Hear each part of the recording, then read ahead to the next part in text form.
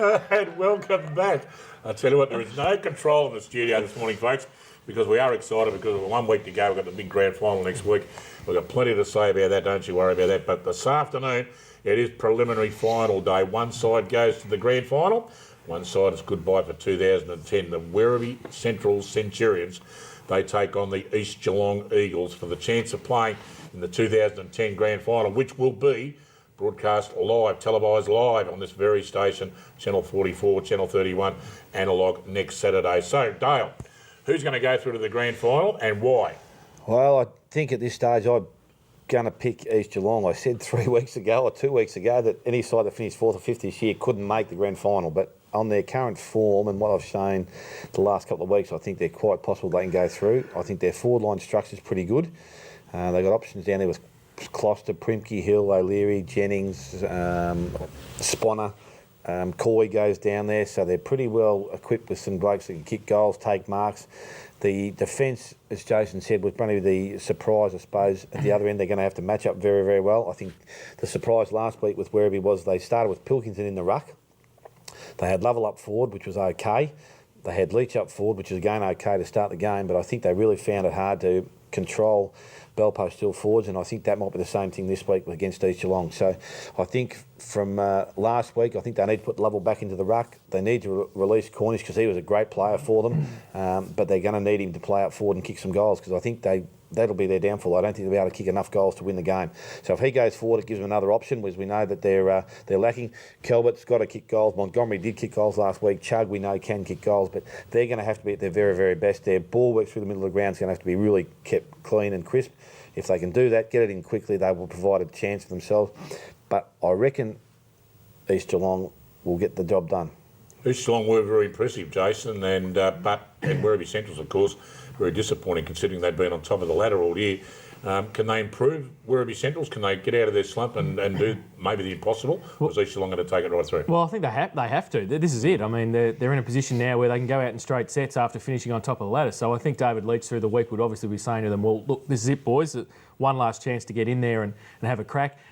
East Geelong I think we're over skipping the first 3 quarters. They were okay against Bannockburn. Bannockburn had their measure. It wasn't until they actually clicked and went and attacked from midfield that they actually got back in the game. So I think it'll be a lot closer than what people think. I think most people have gone through the week going, well, East Geelong are going to win because Werribee lost by 10 goals in the second semi. But I think it'll be closer. I think Werribee can't play any worse than they did. And East Geelong will need to make sure that they try and keep up the standard of what Belpo still did against them last week.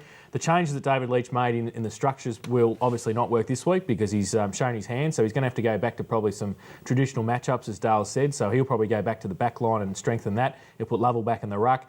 He needs to get a little bit more out of some of the forwards around Anthony Kitchen. He needs somebody to stand up at centre-half forward. He needs to probably pull another trick out of his hat somewhere along the line if he can. I'm sure he's got a couple there. A bit of a worry about who they might be able to bring back in the team. They haven't got much to bring back in the team from an injury perspective or a form perspective, but I think it'll be a lot closer. But I just think the Eagles, just the Scroblack factor in the middle, I think it might be the difference, and they might just get over the line. But it's going to be pretty close, I think. The best thing about Scroblack, Dale, is that he can play in any position on the ground, basically. He can drop in the back line and defend, or he can play in the ruck if the ruck head outs aren't coming their way, or drop down to full forward and kick 4 or 5 goals. It's an awesome sort of situation to have, isn't it? Yeah, look, I suppose he's a great leader of the club, and he really showed that in the last quarter. He really set them up. As I said, it took him 10 minutes to get that first goal, and as again, I thought they were spent. I thought both Bannockburn and East were both spent at that stage, but he seemed to be able to lift them up, and as I said, 2 or 3 blokes took marks in the forward line, which made all the difference. So they've got to be able to continue with that. If they sit back and think that the job's done now, then I still reckon there's a bit more improvement out of a bloke called Hall. I reckon he can play a lot better for them, for Werribee I'm talking about. I wouldn't be surprised. Well, I would like to see him go forward, actually, because he provides a bit of pace, and he's a bloke that can get a mark. If he takes it inside 60, he can kick a goal. He's a great kicker for football. I think that's probably something they're going to have to weigh up. They're going to have to get the ball in there for a start. But even, we spoke last week, Sean O'Leary was sensational. He went in the middle of the ground. Now, Sean hasn't played from the times I've been doing this. I haven't seen him play a lot through the middle, but he gets a lot of clearances out of the middle through quick hands from Ricky O'Toole and those guys, but he always gets out the back of the contest somehow, and no one seems to pick him up. And once he gets out there, his foot skills are as good as anybody going around. So, look, he provides a great option for them.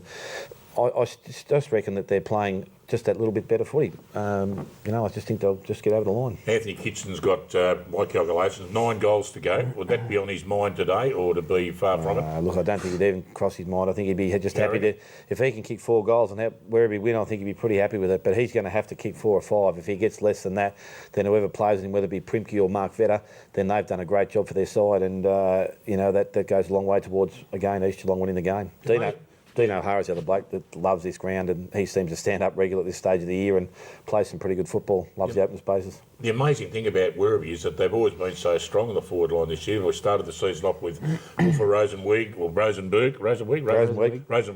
and of course he got injured, and I don't suppose he's any chance of coming back in. But then Pilkington stepped up to the mark. He was kicking big scores, and then of course the man from Winchester, Anthony Kitchen, is kicking him as well. So although their back line seems to be weaker than East Geelong, their forward line on its day can be backly unbeatable. Well, they've got to find those options for them, Dick. And I think Kitchen's one. As I said, David Hall's got to be another. You've mentioned Pilkington. He's got to go forward. They need that big bloke to take it. Hardingham has just got to provide that option through centre forward. If he can take a mark and get a contest there, then that will definitely help them out. But, he's got to do it all day because Lovell's going to have to ruck most of the day as well. Unbelievable. Well, it's going to be on this afternoon, and if you can't get out to St Albans ground, you can tune into 94.7 The Pulse, your home of country football, and hear a fantastic call by Jason and Dale and Callather doing special comments. It'll be a fantastic afternoon indeed. Second last feast at half time. Oh. Are you ready? I saw you in action last week, Dale. It was unbelievable. Well, you should have seen it come out after the half-time break. Apparently you pinched a sponge. That was No, confidential. I did not pinch a sponge. We had a plate brought out to us for some slices, and we had a plate full of hot stuff, and we tried to get through both of them. And then after the game, they brought out a sponge, but I had to return it, unfortunately. But I couldn't put nothing but in, Dick. I was chockers. Unbelievable. I've never seen anything like it, folks, last weekend. It was unbelievable. Man, he was juggling about 7 cupcakes in one hand, a couple of party pies in the other. Paid for it Saturday night, though. Well, just about the over for this show. Now, to tell you about next Saturday, it is grand final day. We will see us next Saturday morning live from the St Albans Reserve doing the footy show, first of all. Or we mightn't be live. Jason gave me a funny look then. We might come into the studio first. We don't know what we're going to do yet. But in the afternoon, it's going to be absolutely huge. We are going to air at about 2 o'clock, and we will bring you a live telecast of the 2010 Geelong District Footy League Grand Final. It's going to be between Belpost Hill and blah, blah, blah, blah, because we don't know what it's going to be yet.